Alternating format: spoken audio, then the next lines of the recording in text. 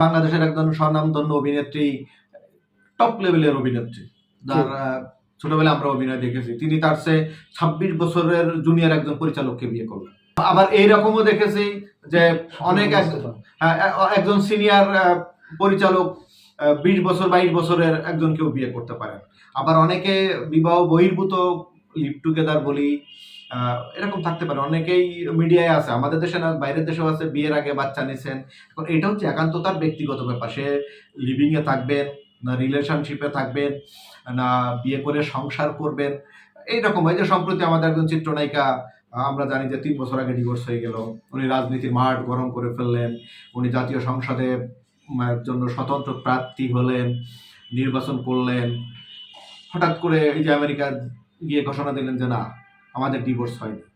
এখন বিষয়টা হচ্ছে তাদের হাজবেন্ড ওয়াইফের বিষয়। এখন তারা কখন ডিভোর্স দিচ্ছেন, আমাদের পরিচালকদের বিরুদ্ধে অনেকের অনেক অভিযোগ থাকে, এটা থাকাটাই স্বাভাবিক। কারণ সমাজের যিনি বহুল পরিচিত মুখ, তাকে নিয়ে আলোচনা হবে, সমালোচনা হবে।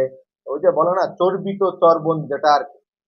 আমাদেরকে নিয়ে সমালোচনা করলে যতটা লাইমলাইটে আসা যায়, আমাদের ঘাড়ে যতটা দোষ চাপানো যায়, অন্য কারোর উপরে দোষ চাপানো যায় না। যিনি অভিনয়তে আসবেন বা যিনি অভিনয় করবেন, তাকে অভিনয়টা শিখে আসবেন। কারণ অভিনয় জগতে আপনি অভিনয় না জানলে আর কোনো কিছুতেই আপনি কিছু করতে পারবেন না। আর এটা হচ্ছে পারফর্মিং আর্টস বলা হয়, নিজেরটা নিজে করতে হয়। এটা এরকম না যে আপনাকে কেউ, এটা আপনি যদি আপনি জননেতা হন, কেউ আপনাকে বক্তব্য লিখে দিবে, আপনি সেটা দেখে পড়তে পারেন, মুখস্থ করে পড়তে পারেন, রেকর্ড করে করতে পারেন। আপনি সবকিছু না হলে অনেক কিছু অন্যের দ্বারাও প্রভাবিত হয়ে করতে পারেন, কিন্তু অভিনয়টা আপনাকেই করতে হবে। আর এখনকার যুগে আপনাকে কোনো মানে অভিনয়ে ফাঁকি দেওয়ার কোনো সুযোগ নেই। কারণ এখন দর্শকরা অনেক উৎসুক বলি, দর্শকরা অনেক জানে। এই জন্য অভিনয়কে যেই আসুক বা যারাই আসুক, তাদেরকে অবশ্যই অভিনয়টা আগে শিখতে হবে। একজন পরিচালকের সাথে যাকে নিয়ে ঘটনাটা ঘটেছে, সে তো অভিনেত্রী না, বাংলাদেশ অভিনয় শিল্পী সংঘের সদস্য না, এবং ওই ভদ্র মহিলা বাংলাদেশ চলচ্চিত্র শিল্পী সমিতিরও সদস্য না। তার মানে উনি একজন, যে কোনো একজন মানুষ নিজেকে শিল্পী দাবি করলেই কিন্তু তিনি শিল্পী হবেন না। আর সবচেয়ে বড় কথা হচ্ছে, এই ঘটনাটি আমরা বিভিন্ন গণমাধ্যমের মাধ্যমে জেনেছি। ওই ভদ্রমহিলা বা ভিকটিম, উনি সাক্ষাৎকার দিয়েছেন। উনি রাত 3টা বাজে পরিচালক মহোদয় ওনাকে বাসা থেকে নিয়ে গেছেন।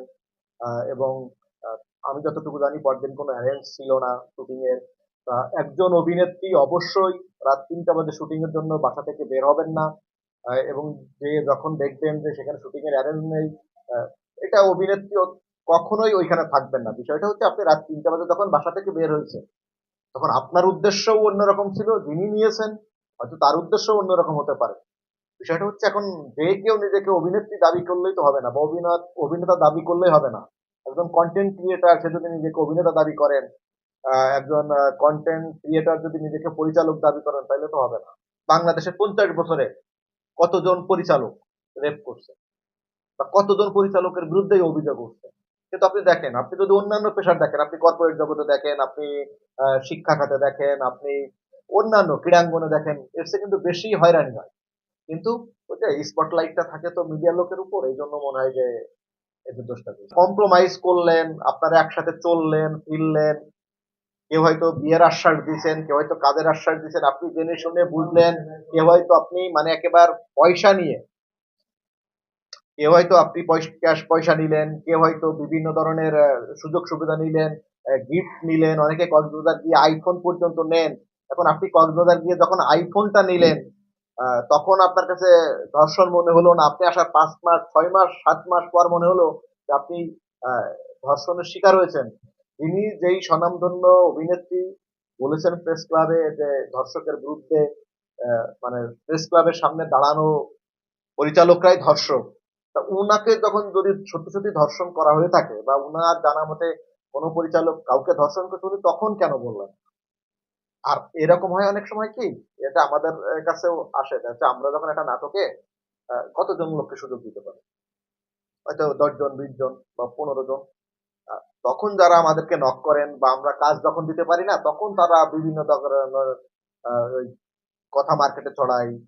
ওই পরিচালক আমাকে এই অফার করেছে, আমাকে ঘুরতে যাওয়ার কথা বলছে, আমাকে এরকম নানান। আচ্ছা, আপনার কি মনে হয় যিনি একজন পরিচালক, তিনি কিন্তু সমাজের অন্যান্য মানুষের চেয়ে অনেক অগ্রগামী একজন মানুষ।